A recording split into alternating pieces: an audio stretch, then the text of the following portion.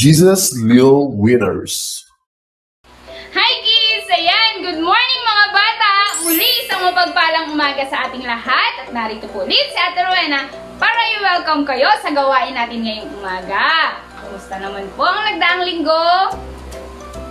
Kumusta naman ang mga batang pinagpala? Very good! Alam ko naman po na lahat tayo ay mabuting-mabuti sa pagpapala ng ating Panginoon. Ayan! Hindi naman, syempre po, di ba, pag nag-start tayo ay nag-pray. Okay, let's bow our head, close our eyes, and pray. Lord, salamat Lord God sa umaga na to na muli niloob nyo na magpatuloy ang inyong gawain. Lord, salamat po sa mga bata, sa mga magulang at sa mga tagapagturo na patuloy na naglilingkod sa inyo. Salamat Lord God sa karunungan na ibinubuhos nyo sa bawat isa at salamat Lord God sa mensaheng ipaparating nyo ngayon sa mga bata. Tunay nga Lord God na nawa ito ay maipasamuhay nila at nawa Lord God naparangalan ka namin sa lahat ng aming ginagawa. Tunay nga Lord God na ikaw ang tinataas namin at ikaw ang pinapapurihan namin sa lahat ng oras ng aming mga buhay. Salamat po sa inyo po ang pinakamataas na paborit ko sa salamat. In Jesus' name we pray. Amen! Ayan! Siyempre po, kapag tayo ay nasa opening, meron tayong konting recap. Sino bang makakaalala ng ating story na nakaraang linggo? Yan! Very good! Alam ko naman na lahat kayo ay naaalala nyo. Siyempre po, yun ay tungkol kay Propeta Elias bilang siya ang ating Bible character. Opo, dahil siya ay sumunod sa Lord at siya ay naglilingkod sa Panginoon, siya ay pinagpapala ng Panginoon kahit sa pinakamahirap na sitwasyon, meron pa rin paraan ng Lord kung paano siya bibigyan ng pagpapala o kung paano siya pagpapalain. Ayan! Siyempre po, meron din tayong memory verse ng nakaraang linggo. Sino pong nakakabisado? Wow! Ang galing naman! Salamat po pala sa pag-upload ninyo ng inyong mga memory verse, ng inyong mga assignment. Tunay nga na lahat kami sa Jesus Little Winners ay nagagalak at nakikita namin na kayo ay sumusunod sa assignment o sa paggawa ng assignment. Thank you po! Ayan! Ngayon naman, i-recite natin yung ating memory verse. Ayan! Ito po ay matatagpuan sa Filipos 4:19. At buhat sa kayamanan niyang hindi nauubos, ibibigay niya ang lahat ng inyong kailangan sa pamamagitan ni Kristo Jesus. Isa pa, Filipos 4:19. At buhat sa kayamanan niyang hindi nauubos, ibibigay niya ang lahat ng inyong kailangan sa pamamagitan ni Kristo Jesus. Filipos 4:19. Ayan, very good! Ngayon naman, ipagawin na natin si Ate Erica sa pag-aawitan dahil siya ang ating makakasama sa pag-aawit natin sa ating Lord. Okay ba yun? Go, Ate Erica!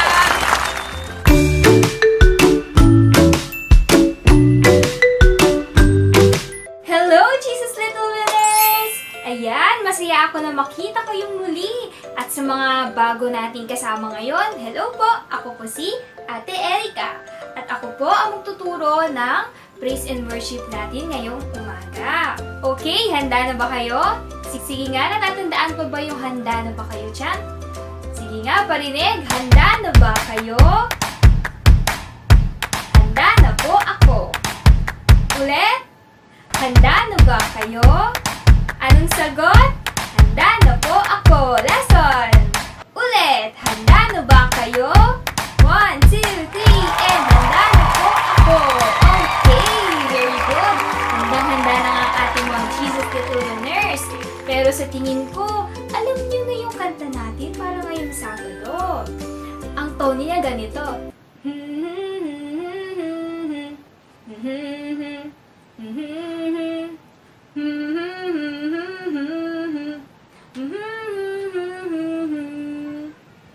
Familiar po ba? Okay, very good. Ang title po ng ating praise and worship ngayong araw ay Jesus is my best friend. Okay, so sa kantang ito, kailangan may partner ka. O kumalat ka ng partner mo. Pwede niyong ayain sila mami, sila daddy, sila ate at kuya at kung sino pang kasama niyo sa bahay para sa ating praise and worship. At syempre, kailangan tumayo na. Tumayo na ang lahat para pupurihan natin ang Panginoon. Makinig at manood po tayo sa steps ng Jesus is my best friend. So So, ngayong araw, again, nakakantahin po natin ay Jesus is my best friend. So, madali lang po ito. Okay? Kailangan lang po gawin ay makinig at sumunod.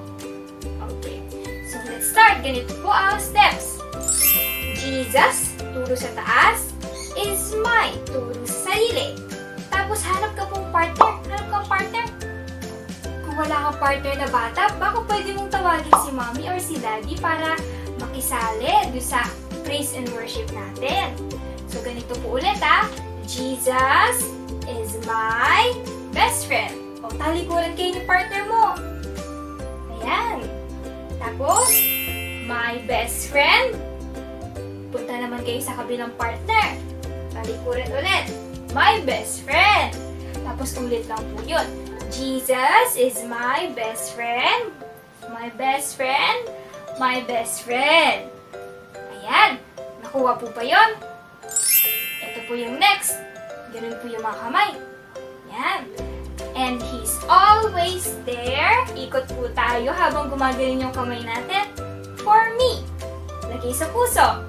Ulit. And He's always there for me. Okay, tapos ulit lang po tayo. Jesus is my best friend. My best friend. My best friend. Jesus is my best friend. And He's always there for me. Nakuha po yan? Okay, madali lang po, di ba? Sunod po tayo.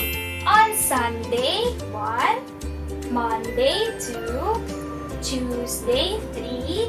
Wednesday, 4. Thursday, 5. Friday, thumbs up. And Saturday. Ganito, parang pogi, di ba? And Saturday. So, ganito po yun. On Sunday, Monday, Tuesday, Wednesday, Thursday, Friday, and Saturday. Okay po. Tapos, balik lang po tayo sa Jesus is my best friend. Madali lang, di ba? Kaya po ba? Okay, syempre, hawakan nyo ni mga partner nyo. Kailangan may partner kayo dito, okay? Sige, ngayon kantahin natin ang buo ang Jesus is my best friend. Jesus is my best friend, my best friend, my best friend. Jesus is my best friend. He's always there for me. Ulit! Jesus is my best friend, my best friend, my best friend. Jesus is my best friend. He's always there for me. On Sunday, Monday, Tuesday, Wednesday, Thursday, Friday, and Saturday. Jesus is my best friend. He's always there for me. Clap!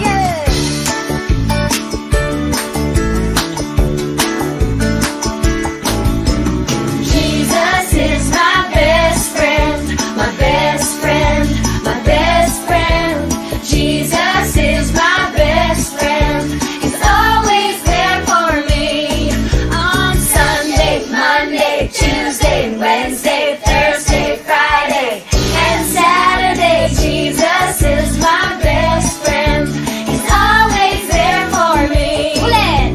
He's always there for me. Ulit! He's always there for me. Yay! Bigay naman yung mga sarili na round of applause! Good, Jesus Little Winners! Gusto niyo po bang kantahin ulit ang Jesus is my best friend? Sige, ngayon naman, hanap kayo ng ibang partner. Kailangan yung hindi nyo pa nakapartner nung una. Okay? Sige, mukhang handa na sila. Kantahin natin sa huling pagkakataon ang Jesus is my best friend. Jesus is my best friend, my best friend, my best friend. Jesus is my best friend. He's always there for me. Jesus is my best friend, my best friend, my best friend.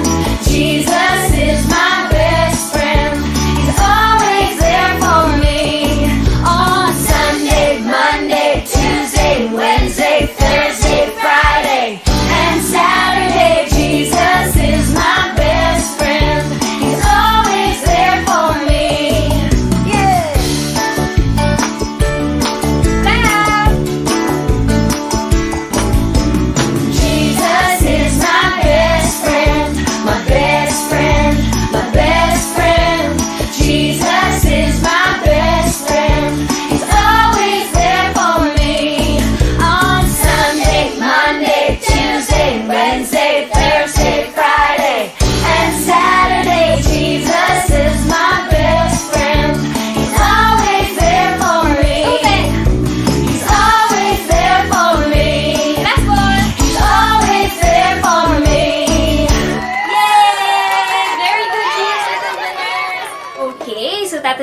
Jesus Little Winners ha.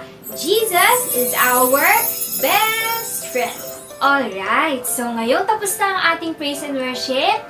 Alam kong alam niyo na ang kasunod. Tawa kayo dyan. At para ngayong Sabado, sasamahan po tayo ni Ate Mabel sa ating Bible story ngayong araw. Ate Mabel, handang-handa na po kami. Bible story na po tayo.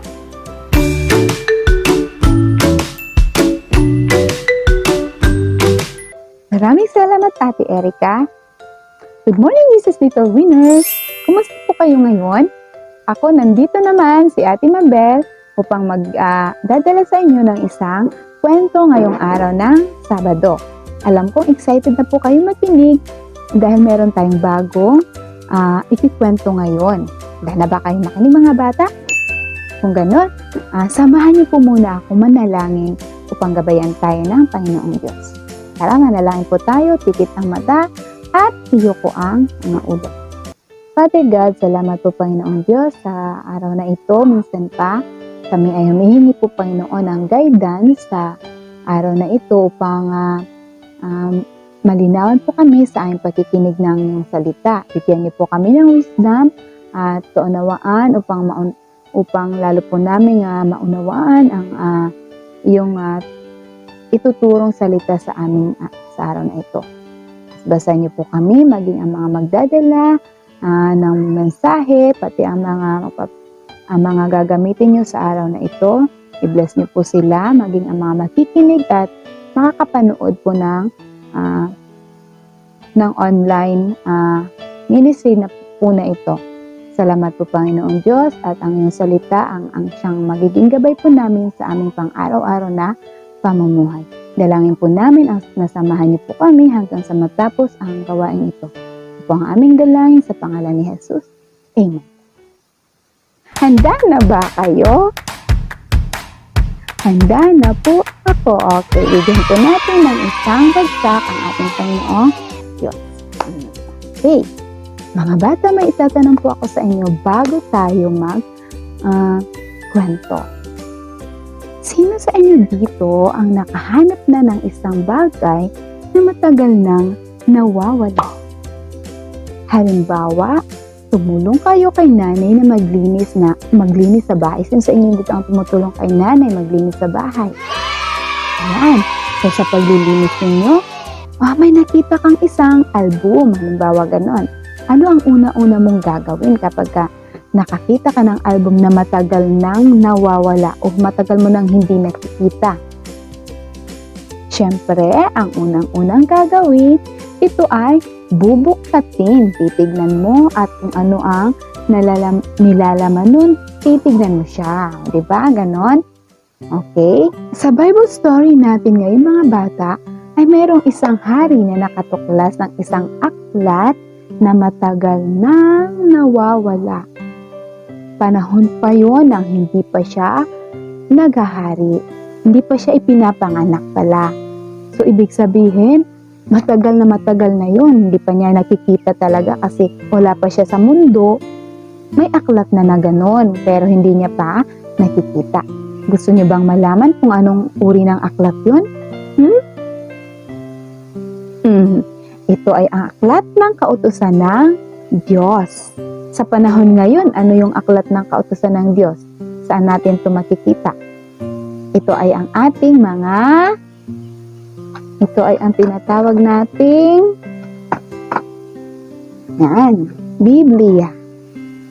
Noong panahon yun, nasa scroll pa po siya. Scroll. Natin nyo mamaya ang scroll. Alam nyo ba mga bata, yung kautusan na yun ng Diyos? Ano kaya ang ginawa ng haring ito nang malaman niya ang laman nitong aklat na ito? Ano kaya ang gagawin ng haring ito? Okay, gusto niyo bang malaman? Samahan niyo po ako sa aking dadalhing kwento upang malaman niyo ang mga kasagutan. Yan. Bata pa lamang si Haring Siyas nang siya ay maging hari. Siya ay 8 years old o 8 taong gulang. Sino sa inyo dito ang 8 taong gulang na? Siguro yung 8 taong gulang na sa grade 2 or grade 3. Siguro yung ganon. Pero grade 2 ang alam ko. So 8 taong gulang pa lamang si Haring Josias, napakabata pa niya nang siya ay maging isang hari ng Huda.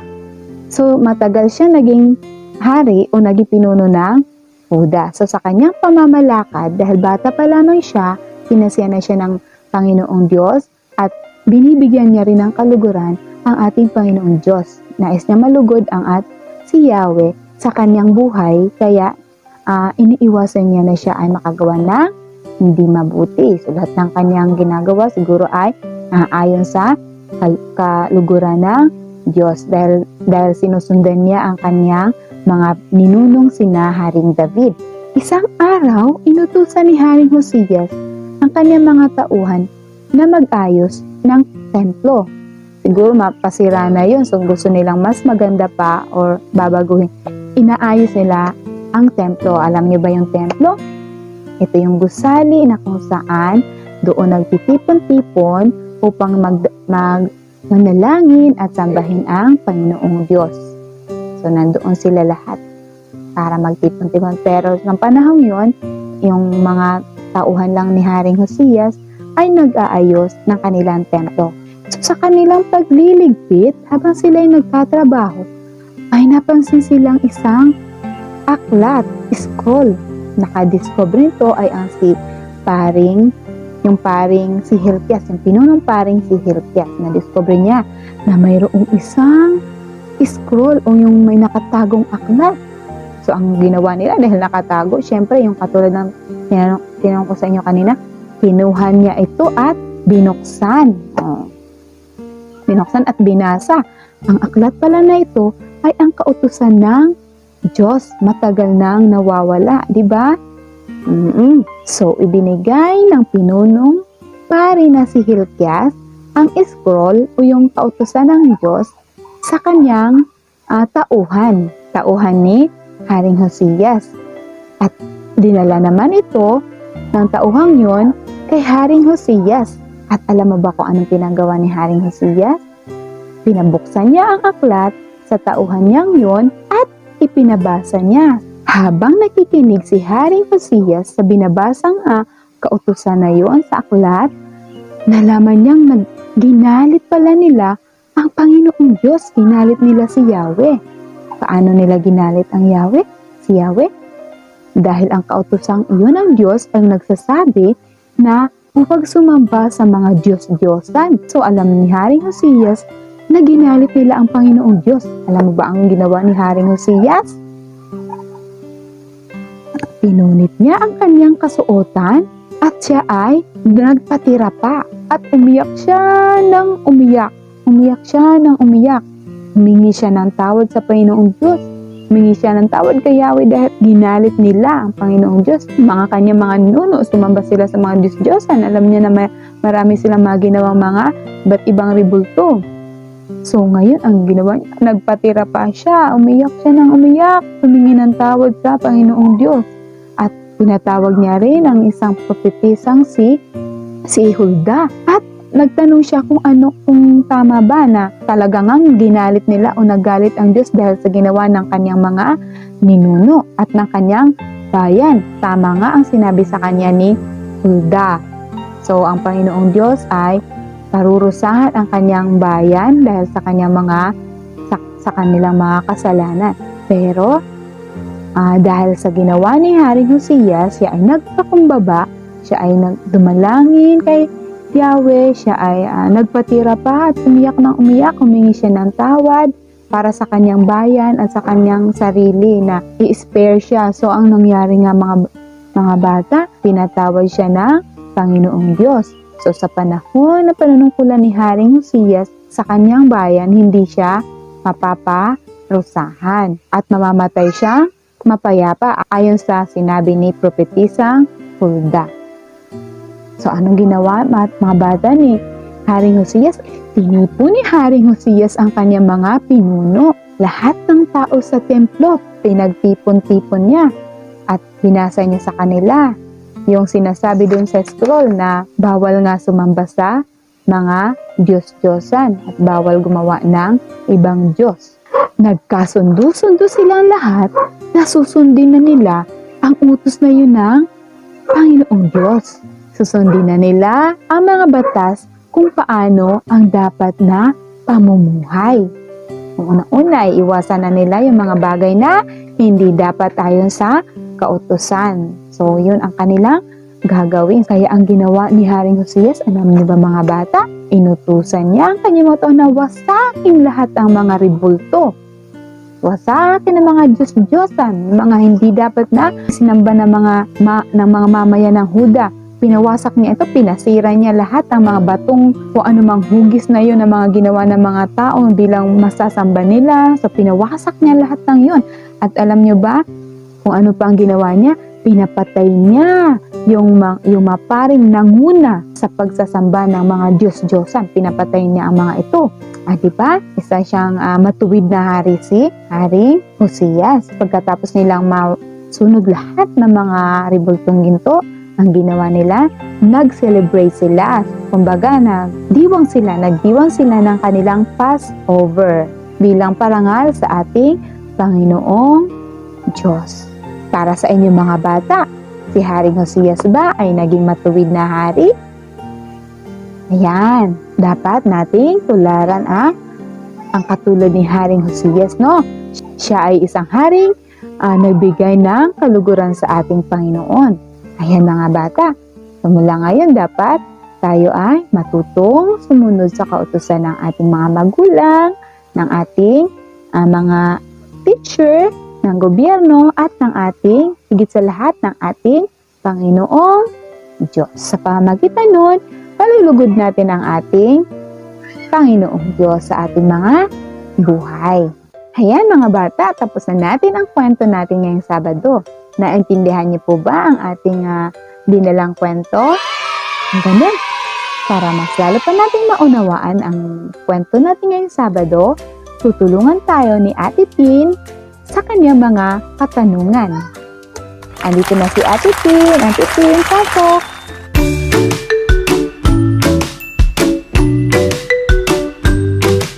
Salamat Ate Mabel para sa ating kwento ngayong Sabado. Hi Little Winners! Tiyak ko na nakinig kayo at maraming natutunan sa ating kwento ngayon.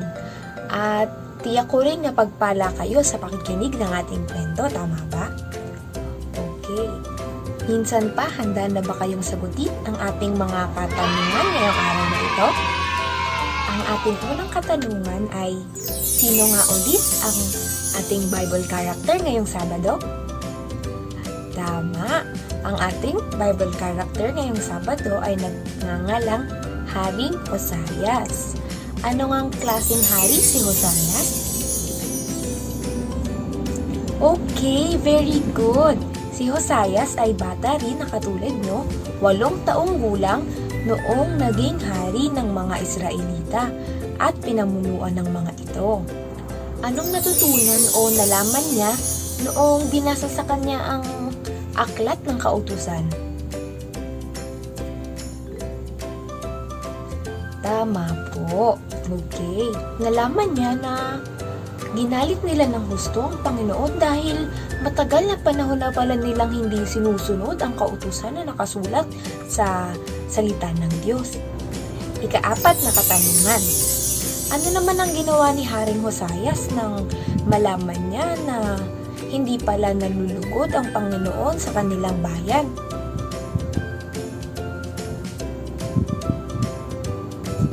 Okay, pinatawag niya diba yung lahat ng tao sa kanilang bayan at binasa sa kanila ang aklat ng kautusan.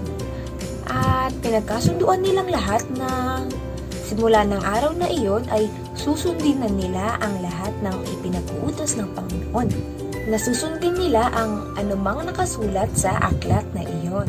Sa palagay ninyo, nalugod kaya ang ating Panginoon sa ginawa ni Haring Josias? Anong masasabi ninyo? Tama po. Tuwa at nalugod ang Panginoon sa ginawa ni Haring Josias dahil sa tagal ng panahon ng kanilang pagsuway ay sa wakas natutunan din nila na sundin ang ating Panginoon dahil ito ay nabasa nila sa aklat ng kautusan. Ngayong Sabado, natutunan natin na Ang pagsunod pala sa mga nakasulat sa Biblia ay nagbibigay ng ngiti sa labi ng ating Panginoon. At ang pagsuway pala ng mga nakasulat doon ay nakapagbibigay galit, parang katulad din sa ating mga magulang, di ba? Kapag gumagawa tayo ng mali o ng kasalanan ng hindi maganda ay hindi rin sila natutuwa sa atin. Pinapagalitan nila tayo. Parang ganun din ang ating Panginoon. Pero kahit na ganun, makikita natin na ang Diyos ay mahabagin, mapagmahal at mapagpatawad. Dahil kahit na maraming beses tayong nagkamali, ay pinili niya pa rin tayong samahan at kailanmay hindi pinabayaan. Kaya mainam, katulad ni Haring Hosea na kahit bata pa lamang ay alam niya na kung paano sundin ang salita ng Diyos. Kaya magpatulong tayo kila mommy at daddy upang aralin ang salita ng Diyos. Okay po ba yan? Ayan, very good. Palakpakan nga po natin ang ating Panginoon. At bigyan natin ng 3 bagsak ang ating mga sarili. 1, 2, 3. Ang ating namang memory verse ay matatagpuan sa Awit 32 verse 8. Ang sabi ni Yahweh, aking ituturo ang iyong daraanan. Ako ang sa iyo'y magbibigay payo, kita'y tuturuan. Ngayon ay lagyan naman natin ng action. Awit 32 verse 8. Awit 32 verse 8. Ang sabi ni Yahweh, aking ituturo ang iyong daraanan. Ako ang sa iyo'y magbibigay payo, kita'y tuturuan. Ulitin nga natin isa pa, Awit chapter 32 verse 8. Ang sabi ni Yahweh, aking ituturo ang iyong daraanan. Ako ang sa iyo'y magbibigay payo, kita'y tuturuan. Nasundan niyo po ba yun? Hello little winners! Para sa ating assignment, madali lang ang ating gagawin. Una ay kabisaduhin ang memory verse of the day. Pangalawa, magpatulong kina mami o kay daddy para i-video ang inyong mga sarili habang inire-recite na may kasamang action ang ating memory verse of the day.